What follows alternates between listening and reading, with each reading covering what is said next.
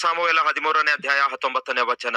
ಇಬ್ರಿಯರು ಕತ್ತಿಗಳನ್ನು ಈಟಿಗಳನ್ನು ಮಾಡಿಕೊಳ್ಳುವರು ಎಂದು ಭಾವಿಸಿ ಫಿಲಿಸ್ಟಿಯರು ಇಸ್ರಾಯೇಲ್ ದೇಶದಲ್ಲೆಲ್ಲ ಕಮ್ಮಾರರೇ ಇರಲಾರದಂತೆ ಮಾಡಿದರು ಎನ್ನುವಂಥದ್ದೇ. ಆದುದರಿಂದ ಇಸ್ರಾಯೇಲರೆಲ್ಲರೂ ತಮ್ಮ ನೇಗಲಿನ ಗೂಳ, ಸಲಿಕೆ, ಕೊಡಲಿ, ಗುದ್ದಲಿ ಇವುಗಳನ್ನು ಹಣಿಸಿಕೊಳ್ಳುವುದಕ್ಕೋಸ್ಕರ ಫಿಲಿಸ್ಟಿಯರ ಹತ್ತಿರವೇ ಹೋಗಬೇಕಾಗಿತ್ತು. ನಿಮಗೇನಾದರೂ ಅರ್ಥವಾಯ್ತಾ? ಇಸ್ರಾಯೇಲ್ಯರ ಮಧ್ಯ ಕಮ್ಮಾರರೇ ಇಲ್ಲದಂತೆ ಮಾಡುತ್ತಾರೆ ಫಿಲಿಸ್ಟಿಯರು. ಅಂದರೆ ಕತ್ತಿಗಳನ್ನು, ಭರ್ಜಿಗಳನ್ನು, ಕೊಡಲಿಗಳನ್ನು ತಯಾರು ಮಾಡುವಂತಹ ಆ ಜನರನ್ನೇ ಇಲ್ಲದಂತೆ ಮಾಡಿದರು. ಅಂದರೆ ಇಂಡೈರೆಕ್ಟ್ ಆಗಿ ಅವರು ಮಾಡಿದೇನೆಂದರೆ ಅವರಿಗೆ ಆಯುಧವೇ ಇಲ್ಲದಂತೆ ಮಾಡುತ್ತಾರೆ. ಕೇಳ್ತಿದ್ದೀರಾ ಸಹೋದರ ಸಹೋದರಿಯರೇ? ಫಿಲಿಸ್ಟಿಯರಿಗೆ ಇಸ್ರಾಯೇಲ್ಯರು ಸೋತು ಹೋಗ್ತಾರೆ. ಹಾಗೆ ಸೋತು ಹೋಗುವುದಕ್ಕಾಗಿ ಪ್ರಧಾನ ಕಾರಣವೇನೆಂದರೆ, ನಂಬರ್ 1, ಪ್ರವಾದಿಯಾಗಿರುವಂತಹ ಸಮುವೇಲನನ್ನು ಸೌಲನು ದೂರ ಮಾಡಿಕೊಳ್ಳುತ್ತಾನೆ. ಪ್ರತಿಯಾಗಿ ಹೋರಾಡುವ ಯುದ್ಧವೀರನಾಗಿರುವಂತಹ ದಾವೀದನನ್ನು ಕಳೆದುಕೊಳ್ಳುತ್ತಾನೆ. ಪರಿಶುದ್ಧನಾಗಿರುವಂತಹ ದೇವರನ್ನೇ ದೂರ ಮಾಡಿಕೊಳ್ಳುತ್ತಾನೆ. ಯಾವಾಗ ಪರಿಶುದ್ಧನಾದ ದೇವರು, ಪ್ರವಾದಿಯಾಗಿರುವ ಸಮುವೇಲನು, ಪ್ರತಿಯಾಗಿ ಹೋರಾಡುವ ದಾವೀದನು ಯಾವಾಗ ಸಮುವೇಲನಿಂದ ದೂರವಾದರೋ, ಸೌಲನು ಕೈಲಾಗದವನಾಗಿ ಒಬ್ಬಂಟಿಗನಾಗಿ ಉಳಿದುಕೊಳ್ಳುತ್ತಾನೆ. ಅಷ್ಟೇ ಅಲ್ಲ, ದುರದೃಷ್ಟವೇನೆಂದರೆ ತನ್ನ ದೇಶದಲ್ಲಿ ಯುದ್ಧ ಮಾಡುವಂತಹ ಸೈನಿಕರಿಗೆ ಆಯುಧಗಳೇ ಇಲ್ಲದಂತಹ ದುಸ್ಥಿತಿಗೆ ತನ್ನ ಸೈನ್ಯವನ್ನು ತರುತ್ತಾನೆ. ಇದೆಲ್ಲವನ್ನು ಆಳವಾಗಿ ನೀವು ಪರಿಶೀಲಿಸಿ ನೋಡುವುದಾದ್ರೆ ಏನ್ ಜರುಗುತ್ತಾ ಇದೆ ಗೊತ್ತಾ? ಸೌಲನ ಮೇಲೆ ಶತ್ರುವಾಗಿರುವ ಫಿಲಿಸ್ಟಿಯರು ಒಳಸಂಚು ಮಾಡಿದಾಗ ಅವರು ಮಾಡಿದ ಮೊಟ್ಟ ಮೊದಲ ಕೆಲಸ ಏನೆಂದರೆ, ಕತ್ತಿಗಳು, ಕೊಡಲಿಗಳು, ಭರ್ಜಿಗಳು, ಗುದ್ದಲಿಗೆಗಳು ತಯಾರು ಮಾಡುವಂತಹ ಜನರನ್ನು ಇಸ್ರಾಯೇಲ್ ದೇಶದಲ್ಲಿಯೇ ಇಲ್ಲದಂತೆ ಮಾಡುತ್ತಾರೆ. ಆಯುಧವೇ ಇಲ್ಲದಿದ್ದರೆ ಯುದ್ಧಕ್ಕೆ ಹೋಗಿ ಏನ್ ಮಾಡ್ಲಿಕ್ಕಾಗುತ್ತೆ? ಒಂದು ಸಾರಿ ಆಲೋಚಿಸಿ. ಕತ್ತಿ ಇರಲಾರದೆ, ಭರ್ಜೆ ಇರಲಾರದೆ, ಬಾಣ ಇರಲಾರದೆ ಯುದ್ಧಕ್ಕೆ ಹೋದಾಗ ಎದುರುಗಡೆ ಬರುವವನೇನೋ ಕತ್ತಿಯೊಂದಿಗೆ ಬರ್ತಾನೆ, ಇವನೇನೋ ಕತ್ತಿ ಇಲ್ಲದೆ ಹೋಗುತ್ತಾನೆ. ಕೇಳ್ತಿದ್ದೇನೆ, ಇವರಲ್ಲಿ ಯಾರು ಗೆಲ್ಲುತ್ತಾರೆ? ಕೈಯಲ್ಲಿ ಕತ್ತಿ ಉಳ್ಳವನೇ ಗೆಲ್ಲುತ್ತಾನೆ, ಭರ್ಜಿ ಉಳ್ಳವನೇ ಗೆಲ್ಲುತ್ತಾನೆ, ಬಾಣ ಎಸೆಯುವಂತವನೇ ಗೆಲ್ಲುತ್ತಾನೆ. ನಿಮ್ಗೇನ್ ಅರ್ಥವಾಗುತ್ತೆ? ಸೌಲನು ಇಷ್ಟು ಘೋರವಾಗಿ ಸೋತು ಹೋಗಿ ತನ್ನನ್ನು ತಾನೇ ಕೊನೆಗೆ ಹತ್ಯೆ ಮಾಡಿಕೊಳ್ಳಲು ಕಾರಣ ಗೊತ್ತಾ? ಅವನ ಪರಿಪಾಲನೆ ಸ್ವಲ್ಪವೂ ಚೆನ್ನಾಗಿರಲಿಲ್ಲ. ಶತ್ರುಗಳು ಅವನ ಮೇಲೆ ಬಹಳ ಬುದ್ಧಿವಂತಿಕೆಯಿಂದ ಒಳಸಂಚು ಮಾಡಿರುವ ವಿಷಯ ಗುರುತಿಸ್ಲಿಕ್ಕಾಗ್ಲಿಲ್ಲ. ದೇಶದಲ್ಲಿ ಯಾರೇ ಆಗಲಿ ಕಮ್ಮಾರರು ಇದ್ದಿದ್ದೇ ಆದರೆ ಏನ್ ಮಾಡ್ತಾ ಇದ್ರಂತೆ? ಮತ್ತೊಮ್ಮೆ ಓದುತ್ತೇನೆ ನೋಡಿ. ಇಬ್ರಿಯರು ಕತ್ತಿಗಳನ್ನು ಈಟಿಗಳನ್ನು ಮಾಡಿಕೊಂಡಾರೆಂದು ಭಾವಿಸಿ, ಎಲ್ಲಿ ಆಯುಧಗಳನ್ನು ಮಾಡಿಕೊಂಡಾರೋ ಎಂದು ಭಾವಿಸಿ ಫಿಲಿಸ್ಟಿಯರು ಇಸ್ರಾಯೇಲ್ ದೇಶದಲ್ಲೆಲ್ಲ ಕಮ್ಮಾರರೇ ಇರಲಾರದಂತೆ ಮಾಡಿದರು. ಆಯುಧಗಳನ್ನು ತಯಾರು ಮಾಡುವಂತವರೇ ಇಲ್ಲದಂತೆ ಮಾಡಿದರು. ಈ ದಿನ ನಾವು ಕೂಡ ನಮ್ಮ ಶತ್ರುವಿನೊಂದಿಗೆ ಹೋರಾಡಿ ಜಯಿಸಬೇಕಾದ್ರೆ ದೇವರು ನಮ್ಗೆ ಕೊಟ್ಟ ದೊಡ್ಡ ಆಯುಧ ಯಾವುದಾಗಿದೆ ಹೇಳಿ? ಪ್ರಾರ್ಥನೆಯಾಗಿದೆ. ಪ್ರಾರ್ಥನೆಯನ್ನು ಮೀರಿದ ಆಯುಧ ಈ ಲೋಕದಲ್ಲಿ ಬೇರೆ ಯಾವುದೂ ಇಲ್ಲ. ಆ ದಿನ ಕಮ್ಮಾರರೇ ಇಲ್ಲದಂತೆ ಮಾಡಿದರು ಅಂದರೆ ಅರ್ಥವೇನು? ಈ ದಿನ ನಾವು ಅರ್ಥ ಮಾಡಿಕೊಳ್ಳಬೇಕಾದದ್ದೇನೆಂದರೆ ಪ್ರಾರ್ಥಿಸುವಂತವರೇ ಇಲ್ಲದಂತೆ ಮಾಡ್ತಿದ್ದಾನೆ ಅಂತ ಅರ್ಥ. ಪ್ರಿಯ ಸಹೋದರರೇ ಸಹೋದರಿಯರೇ, ಒಂದು ಸಣ್ಣ ಪ್ರಶ್ನೆ ಕೇಳ್ತಿದ್ದೇನೆ. ನಿಮ್ಮ ಮನೆಯಲ್ಲಿ ಎಷ್ಟು ಜನ ಇರ್ತೀರಿ ಎಂದು ನನಗೆ ಗೊತ್ತಿಲ್ಲ. 3 ಜನವೋ, 4 ಜನವೋ, 5 ಜನವೋ, 6 ಜನವೋ, 7 ಜನವೋ, ಎಷ್ಟು ಜನ ಇರ್ತಾ ಇದ್ದೀರಿ ಗೊತ್ತಿಲ್ಲ. ಹಾಗಾಗಿ ನೀವಿರುವ ಮನೆಯಲ್ಲಿ ನಿಮ್ಮ ಕುಟುಂಬ ಕ್ಷೇಮಕ್ಕೋಸ್ಕರ, ನಿಮ್ಮ ಕುಟುಂಬ ಭದ್ರತೆಗೋಸ್ಕರ ಪ್ರಾರ್ಥನೆ ಮಾಡುವಂತಹ ಒಬ್ಬ ಪ್ರಾರ್ಥನೆ ವೀರನು ಯಾರಾದ್ರೂ ಇದ್ದಾರಾ? ಸಹೋದರಿಯರೇ ಕೇಳ್ತಿದ್ದೇನೆ, ಮನೆಗೆ ದೀಪ ಅಂತೆ ಯಾರು ಹೇಳಿ? ಹೆಂಡತಿ ಅಂತೆ. ಹಾಗಾದ್ರೆ ಮನೆ ಕತ್ತಲಾಗಿ ಮಾರ್ಪಡುವುದಾದ್ರೆ ಕಾರಣ ಯಾರು ಹೇಳಿ? ಗಂಡನೇ. ಇನ್ನಷ್ಟೇ ಅಲ್ಲವೋ? ಮನೆಗೆ ದೀಪ ಆಗಿರೋದು ಹೆಂಡತಿ ಆದ್ರೆ ಒಂದು ಕುಟುಂಬ ಏನಾದ್ರೂ ಕತ್ತಲೇರುವುದಾದ್ರೆ ಕಾರಣ ಗಂಡನೇ ಅನ್ನುತ್ತಾರೆ. ಅದೇನಾದ್ರೂ ನಿಜ ಅಂತೀರಾ? ನಿಜವಾಗ್ಲೂ ನೀವು ದೀಪ ಆಗಿರುವುದಾದರೆ, ಆ ದೀಪ ಆರಿ ಹೋಗಲಾರದೆ ಇರಬೇಕಾದರೆ ನೀವು ಮಾಡಬೇಕಾದದ್ದೇನ್ ಗೊತ್ತಾ?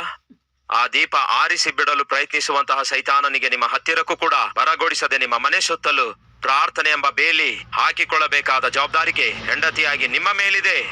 ಅದೇ ಸಮಯದಲ್ಲಿ ಮನೆಗೆ ಯಜಮಾನ ಯಾರು ಹೇಳಿ? ಮನೆಗೆ ಯಜಮಾನ ಗಂಡನಾಗಿದ್ದಾನೆ.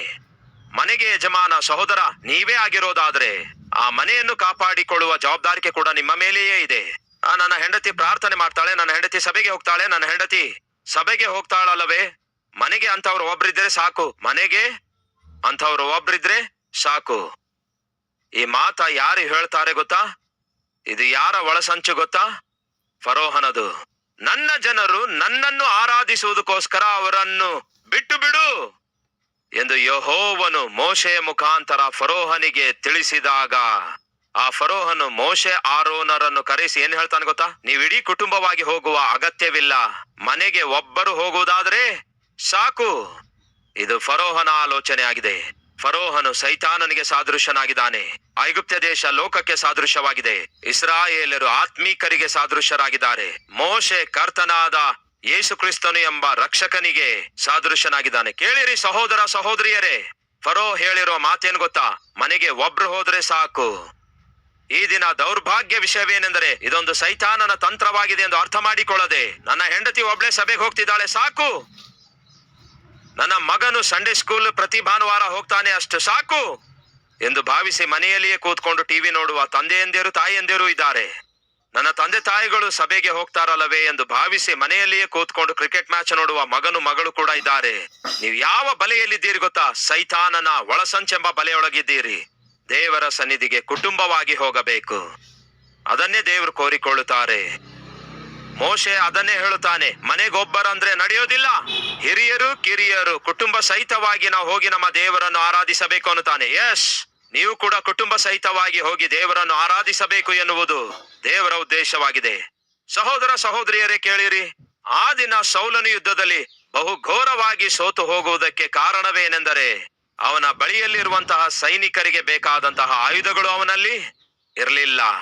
ಅದಕ್ಕೆ ಪ್ರಧಾನ ಕಾರಣವೇನೆಂದರೆ ಸೌಲನು ತನ್ನನ್ನು ನಡೆಸುವಂತಹ ದಿಕ್ಸೂಚಿಯ ಹಾಗೆ ಇರುವಂತಹ ಪ್ರವಾದಿಯಾದ ಸಮುವೇಲನನ್ನು ಕಳೆದುಕೊಳ್ಳುತ್ತಾನೆ.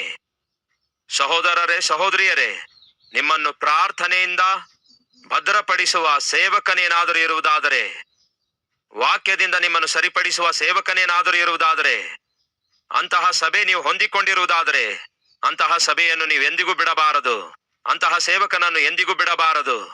ನಿಮ್ಮ ವಿಷಯದಲ್ಲಿಯೂ, ನಿಮ್ಮ ಆತ್ಮದ ವಿಷಯದಲ್ಲಿ, ನಿಮ್ಮ ಕುಟುಂಬದ ವಿಷಯದಲ್ಲಿಯೂ ಜವಾಬ್ದಾರಿಕೆ ವಹಿಸಿ ಕಣ್ಣೀರಿನಿಂದ ಪ್ರಾರ್ಥಿಸುವಂತಹ ಸೇವಕನು, ನಿಮ್ಮ ಆತ್ಮ ಕ್ಷೇಮಕ್ಕೋಸ್ಕರ ಶುದ್ಧವಾದ ವಾಕ್ಯ ಸಾರುವಂತಹ ಸೇವಕರು ನಿಮಗಿರುವುದಾದರೆ ಆ ಸಭೆಯನ್ನು ಎಂದಿಗೂ ಬಿಡಬೇಡಿರಿ, ಅಂತಹ ಸೇವಕನನ್ನು ಎಂದಿಗೂ ಕಳ್ಕೊಳ್ಳಬೇಡಿ. ವಾಕ್ಯವನ್ನು ಇದ್ದದನ್ನು ಇದ್ದ ಹಾಗೆಯೇ ಬೋಧಿಸುವಾಗ ಪಾಸ್ಟರ್ ಅವರು ಬೇಕಂತಲೇ ನನ್ನ ಬಗ್ಗೆಯೇ ಮಾತಾಡ್ತಿದ್ದಾರೆ ಎಂದು ಭಾವಿಸಿ ಸಭೆಗಳನ್ನು ಬದಲಾಯಿಸುವ ಪ್ರಯತ್ನ ಮಾಡಬೇಡಿ. ಪರಿಶುದ್ಧಾತ್ಮ ದೇವರು ನಿಮ್ಮನ್ನು ಸರಿಪಡಿಸಬೇಕೆಂದು ಬಯಸಿದಾಗ ನಿಮ್ಮೊಂದಿಗೆ ಮಾತಾಡ್ತಾರೆ. ರೋಗ ಬಂದಿದವನಿಗೆ ಡಾಕ್ಟರ್ ಅವರು ಔಷಧಿ ಕೊಡ್ತಾರೆ. ನನಗೆ ಯಾಕೆ ಔಷಧಿ ಕೊಡ್ತಾರೆ ಅನ್ನುವುದಾದರೆ ರೋಗ ಇರುವುದರಿಂದಲೇ ಕೊಡುತ್ತಾರೆ. ನಿಮಗೆ ರೋಗ ಇಲ್ಲದಿದ್ರೆ ಔಷಧಿ ಯಾಕೆ ಕೊಡ್ತಾರೆ ಹೇಳಿ? ದೇವರು ನನ್ನೊಂದಿಗೆ ಮಾತಾಡ್ತಾರೆ. ಹೌದು, ನಿಮ್ಮೊಂದಿಗೆ ಮಾತಾಡ್ತಾರೆ ಪಾಸ್ಟರ್ ಅವರ ಮುಖಾಂತರ.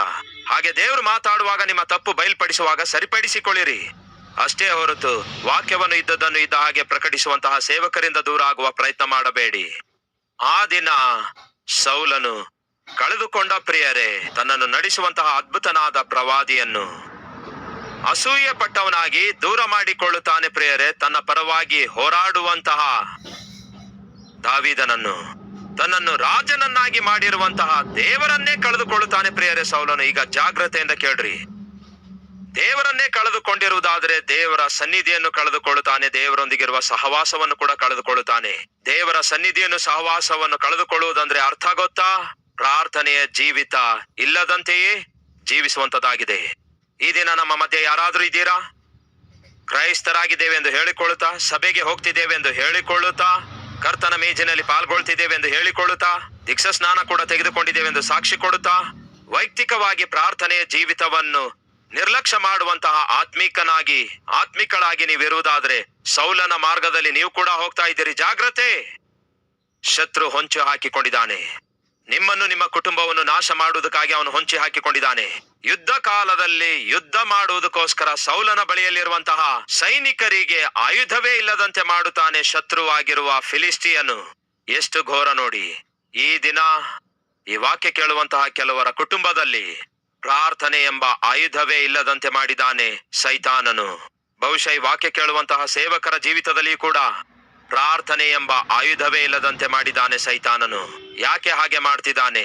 ನಿಮ್ಮನ್ನು ನಾಶ ಮಾಡುವುದಕ್ಕಾಗಿ, ನಿಮಗಿರುವ ಸಮಸ್ತವನ್ನು ದೋಚಿಕೊಳ್ಳುವುದಕ್ಕಾಗಿ, ನಿಮಗಿರುವಂತಹ ಸ್ಥಾನವನ್ನು ನಿಮಗಿರಲಾರದಂತೆ ಮಾಡುವುದಕ್ಕಾಗಿ, ನಿಮಗಿರುವ ಪೋಸ್ಟ್ ನಿಮಗಿರಲಾರದಂತೆ ಮಾಡುವುದಕ್ಕಾಗಿ, ನಿಮಗಿರುವಂತಹ ಪೊಸಿಷನ್ ನಿಮಗಿರಲಾರದಂತೆ ಮಾಡುವುದಕ್ಕಾಗಿ, ನಿಮಗಿರುವಂತಹ ಪ್ರಾಪರ್ಟಿಯನ್ನು ನಿಮಗಿರಲಾರದಂತೆ ಮಾಡುವುದಕ್ಕಾಗಿ ಸೈತಾನನು ಕುತಂತ್ರ ಮಾಡಿದ್ದಾನೆ. ಅದಕ್ಕಾಗಿಯೇ ನಿಮ್ಮ ಜೀವಿತದಲ್ಲಿ ಪ್ರಾರ್ಥನೆಯೇ ಇಲ್ಲದಂತೆ ಮಾಡ್ತಿದ್ದಾನೆ. ಇದನ್ನು ಎಚ್ಚರಿಕೆಯಾಗಿ ಭಾವಿಸಿದ್ರೆ ಒಳ್ಳೆಯದು, ಸರಿಪಡಿಸಿಕೊಳ್ಳುವುದಾದ್ರೆ ಒಳ್ಳೆಯದು. ಮುಂದಿನ ವಾಕ್ಯಕ್ಕೆ ಹೋಗೋಣ ಬನ್ನಿ. 1 ಸಾಮುವೇಲ 13ನೇ ಅಧ್ಯಾಯ 15ನೇ ವಚನ. ಅನಂತರ ಸಮುವೇಲನು ಗಿಲ್ಗಾಲನ್ನು ಬಿಟ್ಟು ಬೆನ್ಯಾಮೀನರ ಗಿಬೆಯಕ್ಕೆ ಹೋದನು. ಸೌಲನು ತನ್ನ ಜೊತೆಯಲ್ಲಿದ್ದ ಸೈನಿಕರನ್ನು ಲೆಕ್ಕಿಸಿದಾಗ ಅವರು ಸುಮಾರು 600 ಮಂದಿ ಇದ್ದರು. ಶತ್ರು ಹೊಂಚಿ ಹಾಕಿಕೊಂಡಿದ್ದಾನೆ, ಅಪಾಯ ಹೊಂಚಿ ಹಾಕಿಕೊಂಡಿದೆ. ತನ್ನ ದೇಶವನ್ನು ಕಾಪಾಡಿಕೊಳ್ಳುವ ಜವಾಬ್ದಾರಿಕೆ ಸೌಲನು ಎಂಬ ರಾಜನ ಮೇಲಿದೆ. ಈಗ ಅವನ ಜೊತೆಯಲ್ಲಿದ್ದ ಸೈನಿಕರನ್ನು ಲೆಕ್ಕಿಸಿದಾಗ ಕೇವಲ ಉಳಿದಿದ್ದು 600 ಮಂದಿ ಅಷ್ಟೇ. ಈಗ 13ನೇ ಅಧ್ಯಾಯ 1ನೇ ವಚನ. ಇಸ್ರಾಯೇಲರೇನು 3,00,000 ಮಂದಿ ಇದ್ರು, ಯಹೂದ್ಯ ಜನರೇನು 30,000 ಮಂದಿ ಇದ್ರು. 3,30,000 ಮಂದಿ ಇದ್ರು. ದೇವರು ಜೊತೆ ಇರುವಾಗ ಸೌಲನಿಗಿರುವ ಬಲ ಅದಾಗಿತ್ತು. ಸಹೋದರರೇ, ಸಹೋದರಿಯರೇ, ಕೇಳ್ತಾ ಇದ್ದೀರಾ? ದೇವರೇ ನಮ್ಮ ಸಂಗಡ ಇರುವುದಾದರೆ ಎಷ್ಟೇ ದೊಡ್ಡ ಶತ್ರುವನ್ನು ಕೂಡ ನಾವು ಎದುರಿಸಬಲ್ಲಂತಹ ಬಲ ಹೊಂದಿಕೊಳ್ತೇವೆ.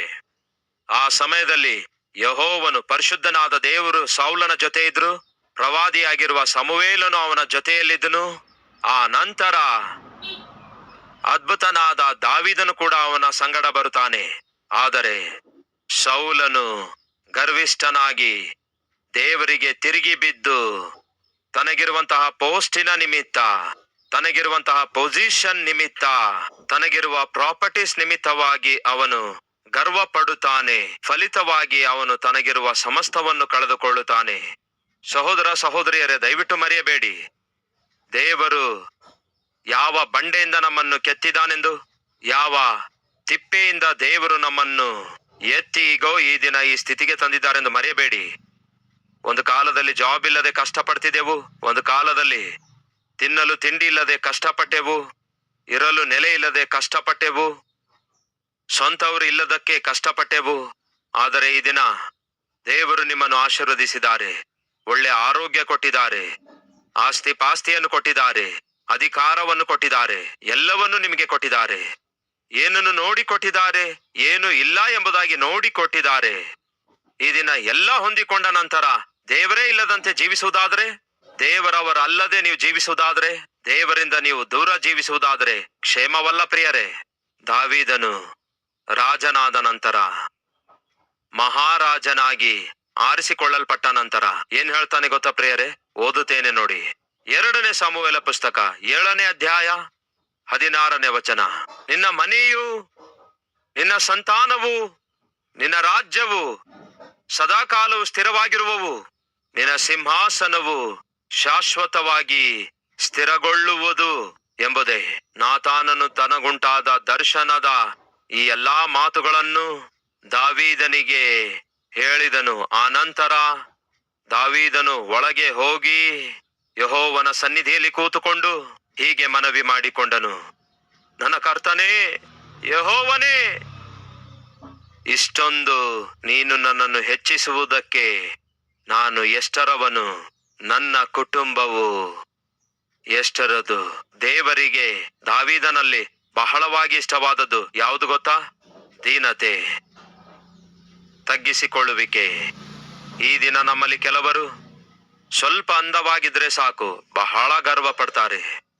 ಸ್ವಲ್ಪ ಕೂದಲು ಉದ್ದ ಇದ್ರೆ ಸಾಕು, ಅದರ ನಿಮಿತ್ತ ಗರ್ವ ಪಡ್ತಾರೆ. ಸ್ವಲ್ಪ ಹೈಟ್ ಆಗಿದ್ರೆ ಸಾಕು, ಅದರ ನಿಮಿತ್ತ ಗರ್ವ ಪಡ್ತಾರೆ. ಒಂದು ಸ್ಕೂಟರ್ ಕೊಂಡ್ಕೊಂಡ್ರೆ ಸಾಕು, ಒಂದು ಬೈಕ್ ಕೊಂಡ್ಕೊಂಡ್ರೆ ಸಾಕು, ಬೈಕ್ ವಿಷಯದಲ್ಲಿ ಗರ್ವ ಪಡ್ತಾರೆ. ಉದ್ಯೋಗದ ವಿಷಯದಲ್ಲಿ ಗರ್ವ ಪಡ್ತಾರೆ. ಒಂದು ಮನೆ ಕೊಂಡ್ಕೊಂಡ್ರೆ ಗರ್ವ ಪಡ್ತಾರೆ. ಒಂದು ಕಾರ್ ಕೊಂಡ್ಕೊಂಡ್ರೆ ಗರ್ವ ಪಡ್ತಾರೆ. ಪ್ರಮೋಷನ್ ಸಿಕ್ಕರೆ ಪ್ರಮೋಷನ್ ನಿಮಿತ್ತ ಗರ್ವ ಪಡ್ತಾರೆ. ಒಂದು ಹುದ್ದೆ ಸಿಕ್ಕರೆ ಹುದ್ದೆಯ ನಿಮಿತ್ತ ಗರ್ವ ಪಡ್ತಾರೆ. ಸಹೋದರ ಸಹೋದರಿಯರೇ, ದಯವಿಟ್ಟು ಕೇಳ್ರಿ. ಈ ದಿನ ನೀವಾಗಿರಬಹುದು, ನಾನಾಗಿರಬಹುದು, ನಾವು ಹೊಂದಿಕೊಂಡಿರುವುದು ಏನೇ ಆಗಿರ್ಲಿ, ದೇವರು ಕೊಟ್ಟ ಹೊರತು ಅದು ನಮ್ಮ ಬಳಿಗೆ ಬರಲೇ ಇಲ್ಲ. ಹಾಗಾದ್ರೆ ಈಗ ನೀವು ಹೇಳೋದೇನೆಂದ್ರೆ, ಬ್ರದರ್ ಕಷ್ಟಪಟ್ಟಿದ್ದೇನೆ, ಬ್ರದರ್ ಏನ್ ಪಟ್ಟಿದ್ದೇನೆ ಅನ್ನುತ್ತಾರೆ. ಹೇಳ್ತೇನೆ ಕೇಳಿ. ನಾನು ಕಷ್ಟಪಟ್ಟು ಈ ಸ್ಥಿತಿಗೆ ಬಂದಿದ್ದೇನೆ ಬ್ರದರ್. ಹೌದಾ? ಹಾಗಾದ್ರೆ ಕಷ್ಟ ಪಡುವುದಕ್ಕಾಗಿ ನಿಮಗೆ ಒಳ್ಳೆ ಆರೋಗ್ಯ ಯಾರು ಕೊಟ್ಟಿದ್ದಾರೆ? ಈಗ ಹೇಳ್ರಿ. ಕಷ್ಟ ಪಡುವುದಕ್ಕಾಗಿ ನಿಮಗೆ ಆಯುಷನ್ನು ಯಾರು ಕೊಟ್ಟಿದ್ದಾರೆ? ಆರೋಗ್ಯ ಯಾರು ಕೊಟ್ಟಿದ್ದಾರೆ? ಅದು ದೇವರು ಕೊಟ್ಟಂತಹ ಭಿಕ್ಷೆ ಆಗಿದೆ. ನಿಮಗಿಂತಲೂ ಬಹಳ ಕಷ್ಟಪಟ್ಟವರು ಬಹಳ ಜನ ಇದ್ದಾರೆ. ಅವರಿಗಿಲ್ಲದೆ ಇರುವುದು, ಅವರಿಗೆ ಬರದೇ ಇರುವುದು ನೀವು ಹೊಂದಿಕೊಂಡಿರುವುದಾದ್ರೆ ಅದು ನಿಮ್ಮ ದೊಡ್ಡ ಸ್ಥಿತಿ ಅಲ್ಲ, ಆದರೆ ನಾನು ಪ್ರಕಟಿಸುವಂತಹ ನನ್ನ ಕರ್ತನ ಕನಿಕರವಾಗಿದೆ ಎಂಬ ವಾಸ್ತವವನ್ನು ಮರೆಯಬೇಡಿ ಪ್ರಿಯರೇ, ಎಂದಿಗೂ ಮರೆಯಬೇಡಿ. ದೇವರು ಸಂಗಡ ಇರುವಾಗ ಸೌಲನ ಪರಿಸ್ಥಿತಿ ಹೇಗಿತ್ತು ನೋಡಿ. 3,00,000 ಮಂದಿ ಜೊತೆಗಿದ್ರು. ಆ ನಂತರ ಸೌಲನ ಬಳಿಯಲ್ಲಿ ಇರುತ್ತಾರೆ ಕೇವಲ 3,000 ಮಂದಿ. ಅದಾದ ನಂತರ ಮತ್ತೆ ಸೌಲನ ಬಳಿಯಲ್ಲಿದ್ದದ್ದು ಕೇವಲ 600 ಮಂದಿ. ಆ ನಂತರ ಅವನ ಸೈನಿಕರ ಬಳಿಯಲ್ಲಿ ಕನಿಷ್ಠ ಯುದ್ಧ ಮಾಡುವುದಕ್ಕಾಗಿಯೂ ಆಯುಧಗಳು ಕೂಡ ಇಲ್ಲದೇ ಇರುವಂತಹ ಹೀನ ಸ್ಥಿತಿಗೆ ಸೌಲನು ಸೇರಿಕೊಂಡಾಗ ತನ್ನ ದೇಶವನ್ನೇ ಫಿಲಿಸ್ಟಿಯರ ಕೈಗೆ ಅಡುವಾಗಿಡುತ್ತಾನೆ. ತಂದೆ ಎಂದರೆ ಕೇಳಿರಿ, ತಾಯಿ ಎಂದರೆ ಕೇಳಿರಿ. ಪ್ರಾರ್ಥನೆಯ ಜೀವಿತವನ್ನು ನೀವು ನಿರ್ಲಕ್ಷ್ಯ ಮಾಡುವುದಾದರೆ ನಿಮಗೆ ಗೊತ್ತಾಗಲಾರ್ದ ಹಾಗೆ ನಿಮ್ಮ ಕುಟುಂಬವನ್ನು ಸೈತಾನನಿಗೆ ಅಡುವಾಗಿಡುವಂತವರಾಗಿದ್ದೀರಿ. ನಿಮ್ಮ ಮಕ್ಕಳ ಭವಿಷ್ಯವನ್ನು ಸೈತಾನನಿಗೆ ಒಪ್ಪಿಸಿಕೊಡುವಂತವರಾಗಿದ್ದೀರಿ. ಸೌಲನ ಮಕ್ಕಳು, ಸೌಲನು ಮೂರ್ಖನಂತೆ ಯುದ್ಧಕ್ಕೆ ಹೋಗುವಾಗ ಅಯ್ಯೋ ನಮ್ಮ ತಂದೆ ಯುದ್ಧಕ್ಕೆ ಹೋಗ್ತಿದ್ದಾನೆ ಎಂದು ನೋಡಿ ತಮ್ಮ ತಂದೆಯ ಜೊತೆ ಇರುವುದಕ್ಕಾಗಿ ಮಕ್ಕಳು ಕೂಡ ಹೋಗ್ತಾರೆ. ಅವರಲ್ಲಿ ಒಬ್ಬನು ಯೋನಾಥನನು ಎಷ್ಟೋ ಅದ್ಭುತನಾಗಿದ್ದನು, ಎಷ್ಟೋ ನೀತಿವಂತನಾಗಿದ್ದನು, ಎಷ್ಟೋ ಒಳ್ಳೆ ನಾಣ್ಯತೆ ಉಳ್ಳ ಸ್ನೇಹಿತನಾಗಿದ್ದನು. ತನ್ನ ತಂದೆಗೋಸ್ಕರ ಎಂದು ಹೋಗಿ ನೀತಿವಂತನಾಗಿರುವ ಆ ಯೋನಾಥನನು ತನ್ನ ಪ್ರಾಣವನ್ನೇ ಕಳೆದುಕೊಳ್ಳಬೇಕಾಯ್ತು ಪ್ರಿಯರೇ. ಅದಕ್ಕೆ ಹೇಳ್ತಿದ್ದೇನೆ, ಯಾವ ಯುದ್ಧ ಆಯುಧಗಳಿಲ್ಲದೆ, ದೇವರ ಸಹಾಯವಾಗಲಿ ಸಹಕಾರವಾಗಲಿ ಇಲ್ಲದೆ, ದೇವರ ಸನ್ನಿಧಿಯನ್ನು ಕಳೆದುಕೊಂಡು ಏನೋ ಒಂದು ಸಾಧಿಸಬೇಕೆಂದು ಹೋಗಿ ಸೌಲನು ಕೊನೆಗೆ ತನಗಿರುವ ಸಮಸ್ತವನ್ನೇ ಕಳೆದುಕೊಂಡ. ನೀವು ಎಂದಿಗೂ ಆ ರೀತಿಯಾಗಿ ಇರಬಾರದು. ಸೌಲನ ಹಾಗೆ ಆಯುಧಗಳಿಲ್ಲದೆ, ಅಂದರೆ ಪ್ರಾರ್ಥನೆಯ ಜೀವಿತವಿಲ್ಲದೆ ನೀವು ಒಂದು ವೇಳೆ ಈ ದಿನ ಇರುವುದಾದ್ರೆ, ತಂದೆ ಎಂದರೆ ನಿಮ್ಮ ಕುಟುಂಬಕ್ಕೆ ನೀವು ಪ್ರಮಾದ ತರುವಂತವರಾಗಿದ್ದೀರಿ. ತಾಯಿ ಎಂದರೆ ನಿಮ್ಮ ಮಕ್ಕಳಿಗೆ ನೀವು ಪ್ರಮಾದವನ್ನು ತರುವಂತವರಾಗಿದ್ದೀರಿ. ಯೇಸು ಕ್ರಿಸ್ತನು ಶಿಲುಬೆ ಹೊರುತ್ತಿರುವಾಗ, ಯೆರೂಸಲೇಮಿನ ಬೀದಿಯಲ್ಲಿ ಶಿಲುಬೆ ಹೊರುತ್ತಿರುವಾಗ ಆತನು ಹೇಳಿರುವ ಮಾತು ನಿಮಗೆ ನೆನಪಿದೆಯಾ? ಅಲ್ಲಿನ ಸ್ತ್ರೀಯರು ಯೇಸುವನ್ನು ನೋಡಿ ಅಳುತ್ತಾ ಇರುವಾಗ ಅಂತಹ ಸ್ತ್ರೀಯರನ್ನು ಯೇಸು ನೋಡಿ ಹೇಳ್ತಾರೆ, ತಾಯಿ ಎಂದರೆ ನನಗೋಸ್ಕರ ಅಳಬೇಡಿರಿ. ನಂತರ ಏನ್ ಹೇಳಿದ್ರು ಹೇಳಿ? ನಿಮಗೋಸ್ಕರ ಅಳಿರಿ, ನಿಮ್ಮ ಮಕ್ಕಳಿಗೋಸ್ಕರ ಅಳಿರಿ ಅನ್ನುತ್ತಾರೆ. ತಂದೆ ತಾಯಿ ಎಂದರೆ ಮಕ್ಕಳಿಗೋಸ್ಕರ ಖಚಿತವಾಗಿ ಅತ್ತು ಪ್ರಾರ್ಥಿಸುವ ಸಮಯ ಇದಾಗಿದೆ. ಕುಟುಂಬ ಕ್ಷೇಮಕ್ಕೋಸ್ಕರ ಖಚಿತವಾಗಿ ಗಂಡ ಹೆಂಡತಿಯರಾಗಿ ಪ್ರಾರ್ಥನೆ ಮಾಡಬೇಕಾದಂತಹ ದಿನಗಳು ಇದಾಗಿವೆ. ಆದರೆ ದುರದೃಷ್ಟವೇನೆಂದರೆ ಸೈತಾನನು ಕಟ್ ಮಾಡಿ ಬಿಟ್ಟಿದ್ದಾನೆ. ದೇವರೊಂದಿಗಿರುವಂತಹ ಪ್ರಾರ್ಥನೆಯ ಜೀವಿತವನ್ನು ಕಟ್ ಮಾಡಿ ಬಿಟ್ಟಿದ್ದಾನೆ. ಅದಕ್ಕಾಗಿಯೇ ಈ ದಿನ ನಮ್ಮ ಕುಟುಂಬಗಳಲ್ಲಿ ಪ್ರಾರ್ಥನೆ ಇಲ್ಲದಂತಾಗಿದೆ. ತಂದೆ ಪ್ರಾರ್ಥಿಸೋದಿಲ್ಲ, ತಾಯಿ ಪ್ರಾರ್ಥಿಸೋದಿಲ್ಲ, ಮತ್ತೆ ಮಕ್ಕಳು ಹೇಗೆ ಪ್ರಾರ್ಥಿಸ್ಲಿಕ್ಕಾಗುತ್ತೆ ಹೇಳಿ? ಆದರೆ ದಾವೀದನು ಅಂಥವನಾಗಿರಲಿಲ್ಲ. ನೋಡೋಣ ಬನ್ನಿ, 2 ಸಮುವೇಲ 17ನೇ ಅಧ್ಯಾಯ. ದಾವೀದನು ದಣಿದು ಬಲಹೀನನಾಗಿರುವುದರಿಂದ ನಾನು ಅವನ ಮೇಲೆ ಬಿದ್ದು ಅವನನ್ನು ಬೆದರಿಸುವುದಾದರೆ ಅವನ ಜನರೆಲ್ಲರೂ ಓಡಿ ಹೋಗುವರು, ಅರಸನೊಬ್ಬನನ್ನೇ ಕೊಂದು ಹಾಕಿ ಜನರೆಲ್ಲರನ್ನು ನಿನ್ನ ಕಡೆಗೆ ತಿರುಗಿಸುವೆನು ಎಂಬ ಈ ಸಲಹೆ ಕೊಡ್ತಿರೋದು ಯಾರು ಗೊತ್ತಾ? ಅಹೀತೋಫೇಲನು. ದಾವೀದನ ಮುಖ್ಯನಾದ ಮಂತ್ರಿಯಾಗಿದ್ದ, ಸಲಹೆಗಾರನಾಗಿದ್ದ. 16ನೇ ಅಧ್ಯಾಯ 23ನೇ ವಚನ. ಆ ಕಾಲದಲ್ಲಿ ಅಹೀತೋಫೇಲನು ಹೇಳಿದ ಯಾವುದೇ ಆಲೋಚನೆಗಳಾಗಲಿ ಅವುಗಳಿಗೆ ದೈವೋತ್ತರಗಳಿಗಿರುವಷ್ಟ ಬೆಲೆ ಇರುತ್ತಾ ಇತ್ತು. ಮತ್ತು ದಾವೀದನು ಅಬ್ಷಾಲೋಮನು ಅವನ ಆಲೋಚನೆಗಳನ್ನು ಹಾಗೆಯೇ ಗೌರವಿಸುತ್ತಿದ್ದರು. ಅಹೀತೋಫೇಲನು ಯಾವುದೇ ಆಲೋಚನೆ ಹೇಳುವಾಗ ದಾವೀದನಾಗಲಿ ಅಬ್ಷಾಲೋಮನಾಗಲಿ ಜನರಾಗಲಿ ಇದು ದೇವರ ಬಳಿಯಿಂದ ಬಂದ ಆಲೋಚನೆ ಆಗಿದೆ ಎನ್ನುವಷ್ಟರ ಮಟ್ಟಿಗೆ ಭಾವಿಸುತ್ತಿದ್ರು.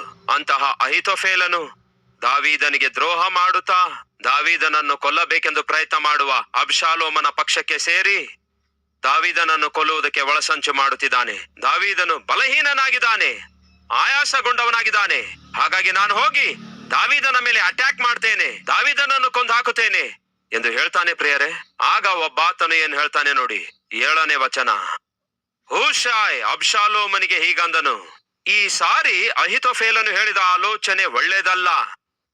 ನಿನ್ನ ತಂದೆಯೂ ಅವನ ಜನರು ಶೂರರಾಗಿದ್ದಾರೆಂದು, ಈಗ ಅವರು ಮರಿಯನ್ನು ಕಳಕೊಂಡ ಕರಡಿಯಂತೆ ರೋಷ ಉಳ್ಳವರಾಗಿದ್ದಾರೆಂದು ನಿನಗೆ ಗೊತ್ತುಂಟಲ್ಲ. ಇದಲ್ಲದೆ ನಿನ್ನ ತಂದೆಯು ಯುದ್ಧ ನಿಪುಣನು. ಅವನು ಜನರ ಮಧ್ಯದಲ್ಲಿ ರಾತ್ರಿ ಕಳೆಯುವುದಿಲ್ಲ. ಅವನು ಒಂದು ಗುಹೆಯಲ್ಲಾಗಲಿ ಬೇರೆ ಯಾವುದೋ ಒಂದು ಸ್ಥಳದಲ್ಲಾಗಲಿ ಅಡಗಿಕೊಂಡಿರುವನು. ಹುಷೈ ಹೇಳ್ತಿದ್ದಾನೆ, ಅಬ್ಷಾಲೋಮನೇ, ಒಂದು ನಿಮಿಷ ನಿಲ್ಲು. ನಿನ್ನ ತಂದೆ ಎಲ್ಲರೊಂದಿಗೆ ಇರುವಂಥವನಲ್ಲ, ಎಲ್ಲರ ಮಧ್ಯದಲ್ಲಿರುವಂಥವನಲ್ಲ. ಎಲ್ಲೋ ಒಂದು ಸ್ಥಳದಲ್ಲಿ ರಹಸ್ಯವಾಗಿ ಅಡಗಿಕೊಳ್ಳುತ್ತಾನೆ. ಆ ಅಡಗಿಕೊಳ್ಳುವ ಸ್ಥಳ ಯಾವುದೆಂದು ಯಾರಿಗೂ ಗೊತ್ತಿಲ್ಲ. ಏನು ದಾವೀದನನ್ನು ಕೊಂದಾಕಬೇಕೆಂದು ಅಹಿತೋಫೆಲನು ಹೇಳ್ತಿದ್ದಾನೆ, ಆದ್ರೆ ದಾವೀದನನ್ನು ಕೊಲ್ಲುವುದು ಅಷ್ಟು ಸುಲಭವಲ್ಲ. ಅವನು ಯುದ್ಧದಲ್ಲಿ ಬಹು ನಿಪುಣನು ಎಂದು ಹೇಳುತ್ತಾ ಅವನು ಎಲ್ಲ ಜನರೊಂದಿಗೆ ಉಳ್ಕೊಳ್ಳೋದಿಲ್ಲ. ರಹಸ್ಯವಾಗಿ ಯಾವುದೋ ಒಂದು ಗುಹೆಯಲ್ಲಿ ಅಡಗಿಕೊಳ್ಳುತ್ತಾನೆ. ಅವನು ಅಡಗಿಕೊಳ್ಳುವ ಸ್ಥಳ ಯಾರೊಬ್ಬರಿಗೂ ಗೊತ್ತಿಲ್ಲ. ಅವನ ಸಮೀಪಕ್ಕೆ ಸೇರುವುದು ಯಾರಿಂದಲೂ ಸಾಧ್ಯವಿಲ್ಲ. ಈಗ ಒಂದು ಪ್ರಶ್ನೆ, ದಾವೀದನ ಅಡಗುತಾಣ ಯಾವುದಾಗಿದೆ ಹೇಳಿ? ದಾವೀದನ ಅಡಗುತಾಣ ಯಾವ್ದು ಗೊತ್ತಾ? 32ನೇ ಕೀರ್ತನೆ 7ನೇ ವಚನ. ನಿನ್ನ ದರ್ಶನ ಕಾಲದಲ್ಲಿ ಭಕ್ತಿಯುಳ್ಳಂತಹ ಎಲ್ಲರೂ ನಿನಗೆ ಪ್ರಾರ್ಥನೆ ಮಾಡುವರು. 7ನೇ ವಚನ, ನನ್ನ ಅಡಗುತಾಣವು ನೀನೇ. ಎಲ್ಲಾ ಶ್ರಮೆಗಳಿಂದ ನೀನು ನನ್ನನ್ನು ರಕ್ಷಿಸುವಿ. ಹುಷೈ ಹೇಳ್ತಾನೆ, ದಾವೀದನ ಅಡಗುತಾಣ ಬೇರೆಯಾಗಿದೆ. ನೀವು ಹೋಗಿ ಅವನನ್ನು ಕೊಂದು ಹಾಕಬೇಕಂದ್ಕೊಳ್ತಾ ಇದ್ದೀರಿ, ಅದು ಸಾಧ್ಯವಿಲ್ಲ. ಯಾಕೆಂದರೆ ಯುದ್ಧದಲ್ಲಿ ಅವನು ನಿಪುಣನು. ಯಾರಿಗೂ ಕಾಣಿಸಲಾರದಂತೆ ಎಲ್ಲೋ ಒಂದು ಗುಹೆಯಲ್ಲಿ ಅಡಗಿಕೊಳ್ಳುತ್ತಾನೆ. ಆ ಗುಹೆಯೇ ದಾವೀದನ ಪ್ರಾರ್ಥನೆಯ ಸ್ಥಳವಾಗಿದೆ. ದಾವೀದನು ಯುದ್ಧದಲ್ಲಿ ನಿಪುಣನು ಅಂದ್ರೆ ಅರ್ಥ ಗೊತ್ತಾ ನಿಮಗೆ? ಪ್ರಾರ್ಥನೆ ಎಂಬ ಆಯುಧ ಉಳ್ಳವನಾಗಿ ಶತ್ರುವಾಗಿರುವ ಸೈತಾನನೊಂದಿಗೆ ಹೋರಾಡುವುದರಲ್ಲಿ ಬಹಳ ನಿಪುಣತೆ ಉಳ್ಳವನಾಗಿದ್ದ. ಗಮನ ಕೊಟ್ಟು ಕೇಳ್ರಿ. ದಾವೀದನ ಸಮೀಪಕ್ಕೆ ಯಾರು ಸೇರ್ಲಿಕ್ಕಾಗ್ಲಿಲ್ಲ, ಅವನನ್ನು ಸಾಯಿಸ್ಲಿಕ್ಕಾಗಲಿಲ್ಲ. ಕಾರಣವೇನೆಂದರೆ ದಾವೀದನಿಗೊಂದು ಅಡಗುತಾಣವಿತ್ತು. ಆ ಅಡಗುತಾಣವೇ ಕರ್ತನಾದ ಯೇಸು ಕ್ರಿಸ್ತನು. ಒಂದು ಪ್ರಶ್ನೆ ಕೇಳುತ್ತೇನೆ, ಬಹಳ ಸಿಂಪಲ್ ಪ್ರಶ್ನೆ. ಸಿಂಹ ಬಲಿಷ್ಠವಾಗಿದೆ ಅಂತೀರಾ, ಮೊಲ ಬಲಿಷ್ಠವಾಗಿದೆ ಅಂತೀರಾ? ಇದನ್ನು ಚಿಕ್ಕ ಮಕ್ಕಳು ಕೂಡ ಉತ್ತರಿಸಬಲ್ಲರು. ಏನೆಂದು? ಸಿಂಹವೇ ಬಲಿಷ್ಠವೆಂದು.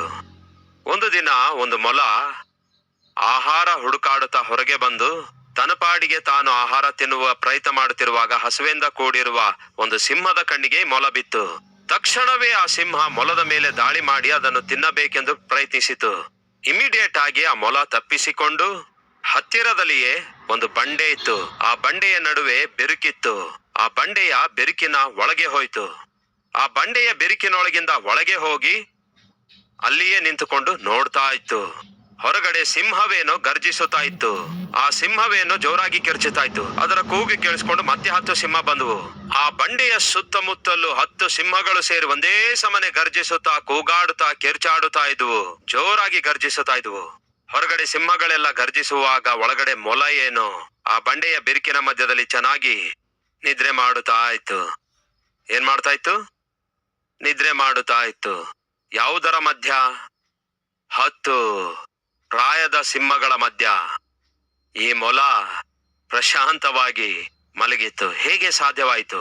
ಬಲಿಷ್ಠ ಶತ್ರುವಾಗಿರುವಂತಹ ಸಿಂಹಗಳು ಬಂದು ಸುತ್ತಲೂ ಗರ್ಜಿಸುತ್ತಾ ಕಿರುಚಾಡುತ್ತಾ ಇದ್ರೆ ಈ ಮೊಲಕ್ಕೆ ಹೇಗೆ ನಿದ್ದೆ ಬಂತು ಪ್ರಿಯರೇ? ಯಾಕೆಂದ್ರೆ ಮೊಲ ಅಷ್ಟೊಂದು ಬಲಿಷ್ಠವಾದ ಜೀವಿಯಾಗಿದೆ ಎಂದು ಭಾವಿಸುತ್ತೀರಾ?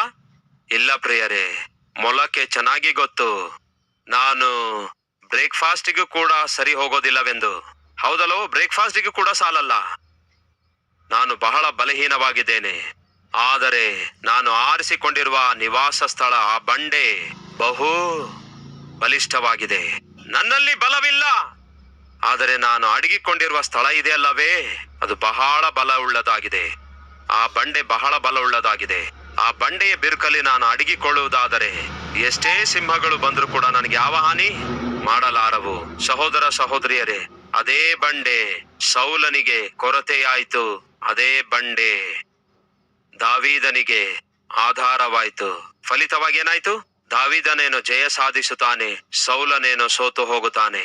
ಆ ಅಡಗುತಾಣವೇ ಕರ್ತನಾದ ಯೇಸು ಕ್ರಿಸ್ತನಾಗಿದ್ದಾರೆ. ಆ ಕರ್ತನಾದ ಯೇಸು ಕ್ರಿಸ್ತನ ಬಳಿಗೆ ಪ್ರತಿದಿನ ಒಂದು ಸಮಯವನ್ನು ತೆಗೆದುಕೊಂಡು ನೀವು ಹೋಗಿ ಸ್ವಲ್ಪ ಹೊತ್ತು ಆತನ ಬಳಿಯಲ್ಲಿ ಅಡಗಿಕೊಳ್ಳುವುದಾದರೆ ಕೇಳಿರಿ. ನಿಮಗೆ ಎಷ್ಟೇ ಜನ ವ್ಯತಿರೇಕವಾಗಿ ಬಂದರು, ಎಷ್ಟೇ ಜನ ಎಷ್ಟೇ ಒಳಸಂಚು ಮಾಡಿದರು, ಎಷ್ಟೇ ಜನ ನಿಮ್ಮನ್ನು ನಾಶ ಮಾಡಲು ಪ್ರಯತ್ನಿಸಿದರು, ನಿಮ್ಮ ಕುಟುಂಬ ನಾಶ ಮಾಡಲು ಪ್ರಯತ್ನಿಸಿದರು, ನಿಮಗಿರುವುದನ್ನು ನಿಮಗಿಲ್ಲದಂತೆ ಮಾಡುವ ಪ್ರಯತ್ನ ಮಾಡಿದರು, ಅವರ ಒಂದು ಪ್ರಯತ್ನ ಕೂಡ ಫಲಿಸೋದಿಲ್ಲ. ಯಾಕೆಂದರೆ ನೀವು ಆರಿಸಿಕೊಂಡಿರುವ ಅಡುಗು ತಾಣದಲ್ಲಿ ಅಷ್ಟೊಂದು ಭದ್ರತೆ ಇದೆ. ಕೇಳ್ತಿದ್ದೇನೆ, ದಾವೀದನ ಹಾಗೆ ದೇವರ ಸನ್ನಿಧಿಯನ್ನು ನಿಮ್ಮ ಅಡುಗು ತಾಣವನ್ನಾಗಿ ಮಾಡಿ ಪ್ರಶಾಂತವಾಗಿ ಜೀವಿಸುವಿರೋ, ಇಲ್ಲವೇ ಸೌಲನ ಹಾಗೆ ದೇವರನ್ನು ದೂರ ಮಾಡಿಕೊಂಡು ನಿಮಗಿರುವಂತಹ ಹೋರಾಟಗಳಲ್ಲಿ, ನಿಮಗಿರುವಂತಹ ಶ್ರಮೆಗಳಲ್ಲಿ, ಕಷ್ಟಗಳಲ್ಲಿ, ಶತ್ರುಗಳ ಮಧ್ಯ ಒಬ್ಬಂಟಿಗರಾಗಿಯೇ ಪ್ರಾಣ ಕಳೆದುಕೊಳ್ಳುವಿರೋ? ಏನ್ ಮಾಡ್ಲಿಕ್ಕಿದ್ದೀರಿ ಹೇಳಿ? ಸೌಲನ ದಾರಿಯಲ್ಲಿ ಹೋಗುವಿರೋ, ದಾವೀದನ ಮಾರ್ಗದಲ್ಲಿ ಹೋಗುವಿರೋ?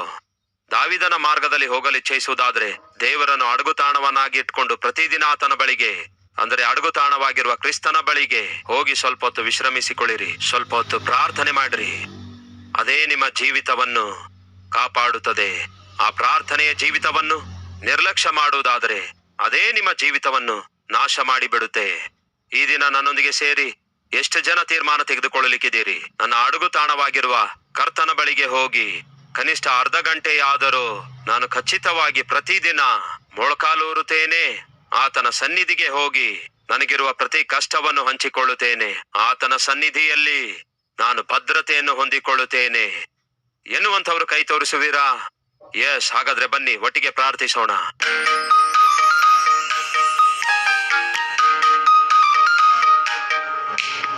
ಪರಿಶುದ್ಧನಾದ ತಂದೆಯೇ, ಪ್ರಾರ್ಥನೆ ಎಂಬ ಆಯುಧವಿಲ್ಲದೆ ದೇವರೇ ಯುದ್ಧ ಭೂಮಿಗೆ ಹೋಗಿ ನಾವು ಸಾಧಿಸುವಂತದ್ದು ಏನೂ ಇಲ್ಲ ದೇವರೇ. ಮನೆಯಿಂದ ನಾವು ಹೆಜ್ಜೆ ಹೊರಗೆ ಇಡುವುದಾದರೆ ಯುದ್ಧ ಭೂಮಿಯಲ್ಲಿ ಹೆಜ್ಜೆ ಇಡ್ತಾ ಇದ್ದೇವೆ, ಪ್ರಮಾದಕರವಾದ ಪ್ರಪಂಚದಲ್ಲಿ ಹೆಜ್ಜೆ ಇಡ್ತಾ ಇದ್ದೇವೆ, ಸೈತಾನನು ಹೊಂಚಿ ಹಾಕಿಕೊಂಡಿರುವಂತಹ ಒಳಸಂಚುಗಳನ್ನು ಎದುರಿಸುವಂತವರಾಗಿದ್ದೇವೆ. ಅದಕ್ಕೆ ಸೈತಾನನೊಂದಿಗೆ ಹೋರಾಡಿ ಜಯಿಸುವ ಕೃಪೆ ನಮಗೆ ದಯಪಾಲಿಸಿರಿ. ದಾವೀದನು ನಿಮ್ಮ ಸನ್ನಿಧಿಯಲ್ಲಿ ಅಡಗಿಕೊಳ್ಳುವಂಥದ್ದು ಅವನಿಗೆ ಭದ್ರತೆಯನ್ನು ಕೊಟ್ಟಿತು. ಆ ನಿಮ್ಮ ಸನ್ನಿಧಿಯನ್ನು ಕಳೆದುಕೊಂಡ ಸೌಲನು ಅಂತಿಮದಲ್ಲಿ ದೇವರೇ ದಿಕ್ಕಿಲ್ಲದವನಂತೆ ತನ್ನನ್ನು ತಾನೇ ಹತ್ಯೆ ಮಾಡಿಕೊಳ್ತಾನೆ, ತನ್ನ ಕುಟುಂಬವನ್ನು ಕೂಡ ನಾಶ ಮಾಡಿಕೊಂಡ. ಈ ದಿನ ಈ ಅಮೂಲ್ಯವಾದ ಸಂದೇಶ ಕೇಳಿರುವ ಪ್ರತಿ ತಂದೆ, ಪ್ರತಿ ತಾಯಿ, ಪ್ರಾರ್ಥನೆ ಜೀವಿತ ಇಲ್ಲ ಎನ್ನುವುದಾದರೆ ಪ್ರಮಾದ ಹೊಂಚಿ ಹಾಕಿಕೊಂಡಿದೆ ಎಂಬ ವಾಸ್ತವವನ್ನು ಗ್ರಹಿಸಿ ಪ್ರತಿ ಸಭಾಪಾಲಕರು, ಪ್ರತಿಯೊಬ್ಬ ವಿಶ್ವಾಸಿಗಳು ತಮ್ಮ ಜೀವಿತದಲ್ಲಿ ಪ್ರಾರ್ಥನೆ ಇಲ್ಲದೆ ಇರುವುದಾದರೆ ಒಳಸಂಚಿನೊಂದಿಗೆ ಸೈತಾನನು ಆಕಸ್ಮಿಕವಾಗಿ ದಾಳಿ ಮಾಡಲಿಕ್ಕಿದ್ದಾನೆ, ಸಭೆಯನ್ನು, ವಿಶ್ವಾಸಿಗಳನ್ನು ಚದುರಿಸಲಿಕ್ಕಿದ್ದಾನೆ ಎನ್ನುವುದು ವಾಸ್ತವ. ಅದಕ್ಕಾಗಿಯೇ ದೇವರೇ, ನಮ್ಮ ಸುತ್ತಲೂ ಪ್ರಮಾದ ಹೊಂಚಿ ಹಾಕಿಕೊಂಡಿರೋದ್ರಿಂದ, ಸೈತಾನನು ನಮ್ಮನ್ನು ನುಂಗುವುದಕ್ಕಾಗಿ ತಿರುಗಾಡುತ್ತಾ ಇರುವುದರಿಂದ ನಾವು ನಿಮ್ಮನ್ನು ಅಡುಗು ತಾಣವನ್ನಾಗಿ ಹೊಂದಿಕೊಂಡು ಆ ಅಡುಗು ತಾಣದಲ್ಲಿ ದೇವರೇ ನಮ್ಮನ್ನು ನಾವು ಭದ್ರಪಡಿಸಿಕೊಳ್ಳುವುದಾದರೆ ನಮ್ಮ ಸುತ್ತಲೂ ಎಷ್ಟೇ ಶತ್ರುವಿನ ಒಳಸಂಚು ಸಂಚರಿಸಿದರೂ ಕೂಡ ಅವುಗಳಲ್ಲಿ ಯಾವುದೊಂದು ನಮ್ಮನ್ನು ಮುಟ್ಟೋದಿಲ್ಲ ಎಂಬ ಈ ಅಮೂಲ್ಯವಾದ ಸತ್ಯವನ್ನು ಈ ದಿನ ಈ ಸಂದೇಶದ ಮೂಲಕ ನಮಗೆ ಒದಗಿಸಿದಕ್ಕಾಗಿ ನಿಮಗೆ ವಂದನೆಗಳನ್ನು ಸಲ್ಲಿಸುತ್ತಾ ಈ ದಿವ್ಯ ಸಂದೇಶವನ್ನು ಕೇಳಿ ತಮ್ಮ ಜೀವಿತಗಳನ್ನು ನಿಮಗೆ ಅರ್ಪಿಸಿಕೊಂಡು ವೈಯಕ್ತಿಕ ಮತ್ತು ಕುಟುಂಬ ಪ್ರಾರ್ಥನೆಯ ಬೆಲೆ ಏನೆಂಬುದಾಗಿ ದೇವರೇ ಗುರುತಿಸಿರುವ ಪ್ರತಿ ಗಂಡ, ಪ್ರತಿ ಹೆಂಡತಿ ಒಟ್ಟುಗೂಡಿ ಪ್ರಾರ್ಥಿಸಬೇಕು, ಮಕ್ಕಳೊಂದಿಗೆ ಕೂಡಿ ಪ್ರಾರ್ಥಿಸಬೇಕು, ಸಭೆಯಾಗಿ ಕೂಡಿ ಪ್ರಾರ್ಥಿಸಬೇಕು. ಅಂತಹ ಕೃಪೆ ಪ್ರತಿಯೊಬ್ಬರಿಗೂ ದಯಪಾಲಿಸಿರೆಂದು ಯೇಸುವಿನ ನಾಮದಲ್ಲಿ ಬೇಡಿ ಹೊಂದಿದ್ದೇವೆ ತಂದೆಯೇ, ಆಮೇನ್.